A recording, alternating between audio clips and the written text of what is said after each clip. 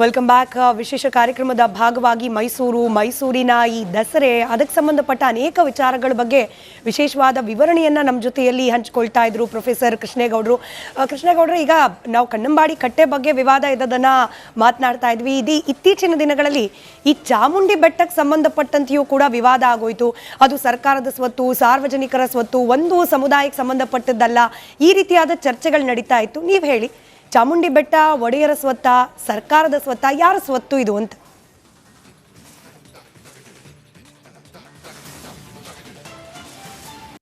ಬಹಳ ಕಾಲದಿಂದ ಚಾಮುಂಡಿ ಬೆಟ್ಟ ಮೈಸೂರು ಒಡೆಯರ ಸ್ವತ್ತು ಅದು ಹಿಂದೆ. ಆದರೆ ನಮಗೆ ಪ್ರಜಾಪ್ರಭುತ್ವ ವ್ಯವಸ್ಥೆ ಬಂದ ಮೇಲೆ ಮೈಸೂರು ಒಡೆಯರು ಎಲ್ಲವನ್ನೂ ನನ್ನದು ಅಂತ ಹೇಳೋಕ್ಕಾಗೋದಿಲ್ಲ. ಅಲ್ಲಿಯ ತನಕ ಅದು ಮೈಸೂರು ಒಡೆಯರದು. ಆಮೇಲೆ ಯಾವುದೋ ಮೈಸೂರು ಒಡೆಯರಿಗೆ ಸೇರಿದ್ದು, ಯಾವುದೋ ಸರ್ಕಾರಕ್ಕೆ ಸೇರಿದ್ದು ಅಂತೆಲ್ಲ ಆಗಿದೆ. ಆದ್ದರಿಂದ ನನಗೆ ಈಗ ಚಾಮುಂಡಿ ಬೆಟ್ಟ ತಾಂತ್ರಿಕವಾಗಿ ಹಕ್ಕು ಅನ್ನುವ ದೃಷ್ಟಿಯಿಂದ, ವ್ಯಾವಹಾರಿಕ ಹಕ್ಕು ಅನ್ನೋ ದೃಷ್ಟಿಯಿಂದ ಬಹುಶಃ ಮಹಾರಾಜರದ್ದಲ್ಲ. ಆದರೆ ಮಹಾರಾಜರಿಗೊಂದು ಭಾವನಾತ್ಮಕ ಹಕ್ಕಿದೆ ಅದರ ಮೇಲೆ. ಯಾಕಂದರೆ ಅವರು ಚಾಮುಂಡಿ ದೇವತೆಗೆ ಬಹಳ ಕಾಲದಿಂದ ನಡ್ಕೊಂಡು ಬರ್ತಾ ಇದ್ದಾರೆ. ಅದರ ಪೂಜೆಗಳನ್ನು ಕ್ರಮವಾಗಿ ಮಾಡ್ಕೊಂಡು ಬರ್ತಾ ಇದ್ದಾರೆ, ಆರಾಧನೆ ಮಾಡ್ತಿದ್ದಾರೆ. ಆ ಕಾರಣಕ್ಕಾಗಿ ಅವ್ರಿಗೊಂದು ಭಾವನಾತ್ಮಕ ಹಕ್ಕಿದೆ. ಅದರಿಂದ ವ್ಯವಹಾರದ ಹಕ್ಕು ಮಾತ್ರ ಹಕ್ಕು, ಭಾವನಾತ್ಮಕವಾದ ಹಕ್ಕು ಹಕ್ಕೇ ಅಲ್ಲ ಅಂತ ಹೇಳೋದಕ್ಕೆ ಬರೋದಿಲ್ಲ. ಭಾವನಾತ್ಮಕವಾಗಿ ಮಹಾರಾಜರಿಗೊಂದು ಹಕ್ಕಿದೆ, ಅಥವಾ ಮೈಸೂರಿನ ಎಲ್ಲ ಜನರಿಗೂ ಒಂದು ಹಕ್ಕಿದೆ. ಮೈಸೂರು ಪ್ರಾಂತದ ಎಲ್ಲ ಜನರಿಗೂ ಚಾಮುಂಡಿ ಬೆಟ್ಟದ ಮೇಲೆ ಒಂದು ಭಾವನಾತ್ಮಕವಾದ ಒಂದು ಭಕ್ತಿಯ ಹಕ್ಕಿದೆ. Welcome back. ವಿಶೇಷ ಕಾರ್ಯಕ್ರಮದ ಭಾಗವಾಗಿ ಮೈಸೂರಿನ ಈ ದಸರೆ ಅದಕ್ಕೆ ಸಂಬಂಧಪಟ್ಟ ಅನೇಕ ವಿಚಾರಗಳ ಬಗ್ಗೆ ವಿಶೇಷವಾದ ವಿವರಣೆಯನ್ನ ನಮ್ಮ ಜೊತೆಯಲ್ಲಿ ಹಂಚಿಕೊಳ್ತಾ ಇದ್ರು ಪ್ರೊಫೆಸರ್ ಕೃಷ್ಣೇಗೌಡರು. ಕೃಷ್ಣೇಗೌಡರು, ಈಗ ನಾವು ಕನ್ನಂಬಾಡಿ ಕಟ್ಟೆ ಬಗ್ಗೆ ವಿವಾದ ಇದ್ದದನ್ನ ಮಾತನಾಡ್ತಾ ಇದ್ವಿ. ಇತ್ತೀಚಿನ ದಿನಗಳಲ್ಲಿ ಈ ಚಾಮುಂಡಿ ಬೆಟ್ಟಕ್ಕೆ ಸಂಬಂಧಪಟ್ಟಂತೆಯೂ ಕೂಡ ವಿವಾದ ಆಗೋಯ್ತು. ಅದು ಸರ್ಕಾರದ ಸ್ವತ್ತು, ಸಾರ್ವಜನಿಕರ ಸ್ವತ್ತು, ಒಂದು ಸಮುದಾಯಕ್ಕೆ ಸಂಬಂಧಪಟ್ಟದ್ದಲ್ಲ, ಈ ರೀತಿಯಾದ ಚರ್ಚೆಗಳು ನಡೀತಾ ಇತ್ತು. ನೀವು ಹೇಳಿ, ಚಾಮುಂಡಿ ಬೆಟ್ಟ ಒಡೆಯರ ಸ್ವತ್ತ, ಸರ್ಕಾರದ ಸ್ವತ್ತ, ಯಾರ ಸ್ವತ್ತು ಇದು ಅಂತ?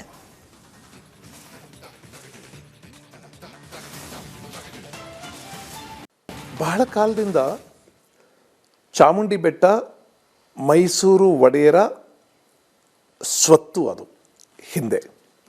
ಆದರೆ ನಮಗೆ ಪ್ರಜಾಪ್ರಭುತ್ವ ವ್ಯವಸ್ಥೆ ಬಂದ ಮೇಲೆ ಮೈಸೂರು ಒಡೆಯರು ಎಲ್ಲವನ್ನೂ ನನ್ನದು ಅಂತ ಹೇಳೋಕ್ಕಾಗೋದಿಲ್ಲ. ಅಲ್ಲಿಯ ತನಕ ಅದು ಮೈಸೂರು ಒಡೆಯರದು. ಆಮೇಲೆ ಯಾವುದೋ ಮೈಸೂರು ಒಡೆಯರಿಗೆ ಸೇರಿದ್ದು, ಯಾವುದೋ ಸರ್ಕಾರಕ್ಕೆ ಸೇರಿದ್ದು ಅಂತೆಲ್ಲ ಆಗಿದೆ. ಆದ್ದರಿಂದ ನನಗೆ ಈಗ ಚಾಮುಂಡಿ ಬೆಟ್ಟ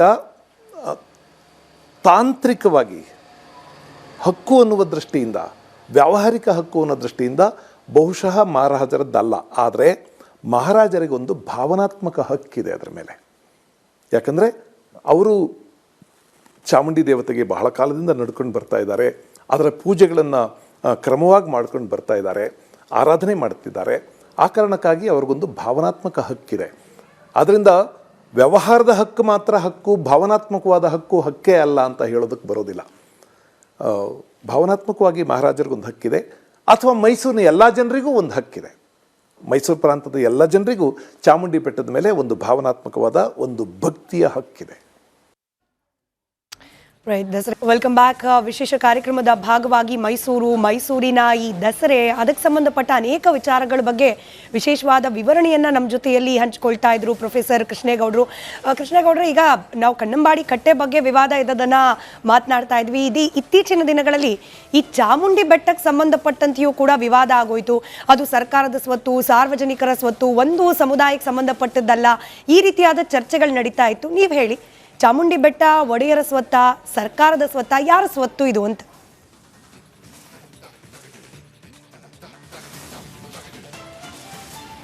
ಬಹಳ ಕಾಲದಿಂದ ಚಾಮುಂಡಿ ಬೆಟ್ಟ ಮೈಸೂರು ಒಡೆಯರ ಸ್ವತ್ತು ಅದು ಹಿಂದೆ. ಆದರೆ ನಮಗೆ ಪ್ರಜಾಪ್ರಭುತ್ವ ವ್ಯವಸ್ಥೆ ಬಂದ ಮೇಲೆ ಮೈಸೂರು ಒಡೆಯರು ಎಲ್ಲವನ್ನೂ ನನ್ನದು ಅಂತ ಹೇಳೋಕ್ಕಾಗೋದಿಲ್ಲ. ಅಲ್ಲಿಯ ತನಕ ಅದು ಮೈಸೂರು ಒಡೆಯರದು. ಆಮೇಲೆ ಯಾವುದೋ ಮೈಸೂರು ಒಡೆಯರಿಗೆ ಸೇರಿದ್ದು, ಯಾವುದೋ ಸರ್ಕಾರಕ್ಕೆ ಸೇರಿದ್ದು ಅಂತೆಲ್ಲ ಆಗಿದೆ. ಆದ್ದರಿಂದ ನನಗೆ ಈಗ ಚಾಮುಂಡಿ ಬೆಟ್ಟ ತಾಂತ್ರಿಕವಾಗಿ ಹಕ್ಕು ಅನ್ನುವ ದೃಷ್ಟಿಯಿಂದ, ವ್ಯಾವಹಾರಿಕ ಹಕ್ಕು ಅನ್ನೋ ದೃಷ್ಟಿಯಿಂದ ಬಹುಶಃ ಮಹಾರಾಜರದ್ದಲ್ಲ. ಆದರೆ ಮಹಾರಾಜರಿಗೊಂದು ಭಾವನಾತ್ಮಕ ಹಕ್ಕಿದೆ ಅದರ ಮೇಲೆ. ಯಾಕಂದರೆ ಅವರು ಚಾಮುಂಡಿ ದೇವತೆಗೆ ಬಹಳ ಕಾಲದಿಂದ ನಡ್ಕೊಂಡು ಬರ್ತಾ ಇದ್ದಾರೆ, ಅದರ ಪೂಜೆಗಳನ್ನು ಕ್ರಮವಾಗಿ ಮಾಡ್ಕೊಂಡು ಬರ್ತಾ ಇದ್ದಾರೆ, ಆರಾಧನೆ ಮಾಡ್ತಿದ್ದಾರೆ. ಆ ಕಾರಣಕ್ಕಾಗಿ ಅವ್ರಿಗೊಂದು ಭಾವನಾತ್ಮಕ ಹಕ್ಕಿದೆ. ಅದರಿಂದ ವ್ಯವಹಾರದ ಹಕ್ಕು ಮಾತ್ರ ಹಕ್ಕು, ಭಾವನಾತ್ಮಕವಾದ ಹಕ್ಕು ಹಕ್ಕೇ ಅಲ್ಲ ಅಂತ ಹೇಳೋದಕ್ಕೆ ಬರೋದಿಲ್ಲ. ಭಾವನಾತ್ಮಕವಾಗಿ ಮಹಾರಾಜರಿಗೊಂದು ಹಕ್ಕಿದೆ, ಅಥವಾ ಮೈಸೂರಿನ ಎಲ್ಲ ಜನರಿಗೂ ಒಂದು ಹಕ್ಕಿದೆ. ಮೈಸೂರು ಪ್ರಾಂತದ ಎಲ್ಲ ಜನರಿಗೂ ಚಾಮುಂಡಿ ಬೆಟ್ಟದ ಮೇಲೆ ಒಂದು ಭಾವನಾತ್ಮಕವಾದ ಒಂದು ಭಕ್ತಿಯ ಹಕ್ಕಿದೆ. Welcome back. ವಿಶೇಷ ಕಾರ್ಯಕ್ರಮದ ಭಾಗವಾಗಿ ಮೈಸೂರಿನ ಈ ದಸರೆ, ಅದಕ್ಕೆ ಸಂಬಂಧಪಟ್ಟ ಅನೇಕ ವಿಚಾರಗಳ ಬಗ್ಗೆ ವಿಶೇಷವಾದ ವಿವರಣೆಯನ್ನ ನಮ್ಮ ಜೊತೆಯಲ್ಲಿ ಹಂಚಿಕೊಳ್ತಾ ಇದ್ರು ಪ್ರೊಫೆಸರ್ ಕೃಷ್ಣೇಗೌಡರು. ಕೃಷ್ಣೇಗೌಡರು, ಈಗ ನಾವು ಕನ್ನಂಬಾಡಿ ಕಟ್ಟೆ ಬಗ್ಗೆ ವಿವಾದ ಇದ್ದದನ್ನ ಮಾತನಾಡ್ತಾ ಇದ್ವಿ. ಇತ್ತೀಚಿನ ದಿನಗಳಲ್ಲಿ ಈ ಚಾಮುಂಡಿ ಬೆಟ್ಟಕ್ಕೆ ಸಂಬಂಧಪಟ್ಟಂತೆಯೂ ಕೂಡ ವಿವಾದ ಆಗೋಯ್ತು. ಅದು ಸರ್ಕಾರದ ಸ್ವತ್ತು, ಸಾರ್ವಜನಿಕರ ಸ್ವತ್ತು, ಒಂದು ಸಮುದಾಯಕ್ಕೆ ಸಂಬಂಧಪಟ್ಟದ್ದಲ್ಲ, ಈ ರೀತಿಯಾದ ಚರ್ಚೆಗಳು ನಡೀತಾ ಇತ್ತು. ನೀವು ಹೇಳಿ, ಚಾಮುಂಡಿ ಬೆಟ್ಟ ಒಡೆಯರ ಸ್ವತ್ತ, ಸರ್ಕಾರದ ಸ್ವತ್ತ, ಯಾರ ಸ್ವತ್ತು ಇದು ಅಂತ?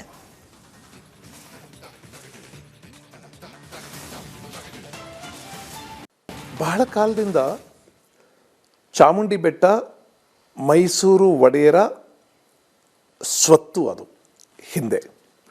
ಆದರೆ ನಮಗೆ ಪ್ರಜಾಪ್ರಭುತ್ವ ವ್ಯವಸ್ಥೆ ಬಂದ ಮೇಲೆ ಮೈಸೂರು ಒಡೆಯರು ಎಲ್ಲವನ್ನೂ ನನ್ನದು ಅಂತ ಹೇಳೋಕ್ಕಾಗೋದಿಲ್ಲ. ಅಲ್ಲಿಯ ತನಕ ಅದು ಮೈಸೂರು ಒಡೆಯರದು.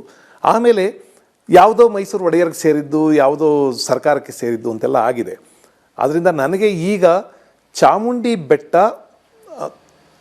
ತಾಂತ್ರಿಕವಾಗಿ ಹಕ್ಕು ಅನ್ನುವ ದೃಷ್ಟಿಯಿಂದ, ವ್ಯಾವಹಾರಿಕ ಹಕ್ಕು ಅನ್ನೋ ದೃಷ್ಟಿಯಿಂದ ಬಹುಶಃ ಮಹಾರಾಜರದ್ದಲ್ಲ. ಆದರೆ ಮಹಾರಾಜರಿಗೊಂದು ಭಾವನಾತ್ಮಕ ಹಕ್ಕಿದೆ ಅದರ ಮೇಲೆ. ಯಾಕಂದರೆ ಅವರು ಚಾಮುಂಡಿ ದೇವತೆಗೆ ಬಹಳ ಕಾಲದಿಂದ ನಡ್ಕೊಂಡು ಬರ್ತಾ ಇದ್ದಾರೆ, ಅದರ ಪೂಜೆಗಳನ್ನು ಕ್ರಮವಾಗಿ ಮಾಡ್ಕೊಂಡು ಬರ್ತಾ ಇದ್ದಾರೆ, ಆರಾಧನೆ ಮಾಡ್ತಿದ್ದಾರೆ. ಆ ಕಾರಣಕ್ಕಾಗಿ ಅವ್ರಿಗೊಂದು ಭಾವನಾತ್ಮಕ ಹಕ್ಕಿದೆ. ಅದರಿಂದ ವ್ಯವಹಾರದ ಹಕ್ಕು ಮಾತ್ರ ಹಕ್ಕು, ಭಾವನಾತ್ಮಕವಾದ ಹಕ್ಕು ಹಕ್ಕೇ ಅಲ್ಲ ಅಂತ ಹೇಳೋದಕ್ಕೆ ಬರೋದಿಲ್ಲ. ಭಾವನಾತ್ಮಕವಾಗಿ ಮಹಾರಾಜರಿಗೊಂದು ಹಕ್ಕಿದೆ, ಅಥವಾ ಮೈಸೂರಿನ ಎಲ್ಲ ಜನರಿಗೂ ಒಂದು ಹಕ್ಕಿದೆ. ಮೈಸೂರು ಪ್ರಾಂತದ ಎಲ್ಲ ಜನರಿಗೂ ಚಾಮುಂಡಿ ಬೆಟ್ಟದ ಮೇಲೆ ಒಂದು ಭಾವನಾತ್ಮಕವಾದ ಒಂದು ಭಕ್ತಿಯ ಹಕ್ಕಿದೆ. Welcome back. ವಿಶೇಷ ಕಾರ್ಯಕ್ರಮದ ಭಾಗವಾಗಿ ಮೈಸೂರಿನ ಈ ದಸರೆ, ಅದಕ್ಕೆ ಸಂಬಂಧಪಟ್ಟ ಅನೇಕ ವಿಚಾರಗಳ ಬಗ್ಗೆ ವಿಶೇಷವಾದ ವಿವರಣೆಯನ್ನ ನಮ್ಮ ಜೊತೆಯಲ್ಲಿ ಹಂಚಿಕೊಳ್ತಾ ಇದ್ರು ಪ್ರೊಫೆಸರ್ ಕೃಷ್ಣೇಗೌಡರು. ಕೃಷ್ಣೇಗೌಡರು, ಈಗ ನಾವು ಕನ್ನಂಬಾಡಿ ಕಟ್ಟೆ ಬಗ್ಗೆ ವಿವಾದ ಇದ್ದದನ್ನ ಮಾತನಾಡ್ತಾ ಇದ್ವಿ. ಇತ್ತೀಚಿನ ದಿನಗಳಲ್ಲಿ ಈ ಚಾಮುಂಡಿ ಬೆಟ್ಟಕ್ಕೆ ಸಂಬಂಧಪಟ್ಟಂತೆಯೂ ಕೂಡ ವಿವಾದ ಆಗೋಯ್ತು. ಅದು ಸರ್ಕಾರದ ಸ್ವತ್ತು, ಸಾರ್ವಜನಿಕರ ಸ್ವತ್ತು, ಒಂದು ಸಮುದಾಯಕ್ಕೆ ಸಂಬಂಧಪಟ್ಟದ್ದಲ್ಲ, ಈ ರೀತಿಯಾದ ಚರ್ಚೆಗಳು ನಡೀತಾ ಇತ್ತು. ನೀವು ಹೇಳಿ, ಚಾಮುಂಡಿ ಬೆಟ್ಟ ಒಡೆಯರ ಸ್ವತ್ತ, ಸರ್ಕಾರದ ಸ್ವತ್ತ, ಯಾರ ಸ್ವತ್ತು ಇದು ಅಂತ?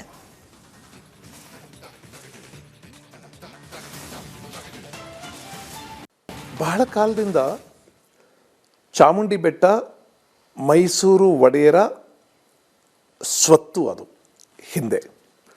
ಆದರೆ ನಮಗೆ ಪ್ರಜಾಪ್ರಭುತ್ವ ವ್ಯವಸ್ಥೆ ಬಂದ ಮೇಲೆ ಮೈಸೂರು ಒಡೆಯರು ಎಲ್ಲವನ್ನೂ ನನ್ನದು ಅಂತ ಹೇಳೋಕ್ಕಾಗೋದಿಲ್ಲ. ಅಲ್ಲಿಯ ತನಕ ಅದು ಮೈಸೂರು ಒಡೆಯರದು.